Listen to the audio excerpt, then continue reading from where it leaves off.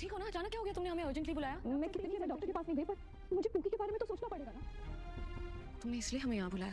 नहीं यार, मैंने तुम्हें इसलिए यहाँ बुलाया अभी जा सके। हम अभी डॉक्टर के पास जाएंगे। कब सूखेंगे, कभी सूखेंगे भी या नहीं, आई डोंट नो, पर मुझे पूकी का ध्यान, रिस्पांसिबिलिटी मैंने बाय चॉइस ली है। एंड डोंट वरी, मैं अच्छे से निभाऊंगी, तो बिल्कुल टेंशन मत लो।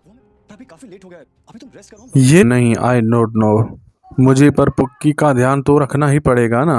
ये रिस्पॉन्सिबिलिटी बाय चांस मैंने ली है, ये जिम्मेदारी मैं अच्छे से निभाऊंगी। तुम दोनों बिल्कुल टेंशन मत लो। अरमान कहता है वो हमें पता है रोही, लेकिन पर काफ़ी लेट हो गया है, अभी तुम रेस्ट करो, हम डॉक्टर के पास सुबह चले जाएंगे। अरमान कहता है रोही को।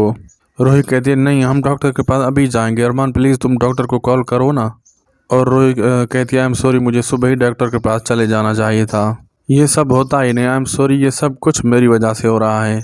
अबीरा कहती है रोही रिलैक्स, कोई बात नहीं, दैट्स गुड, तुम ठीक हो।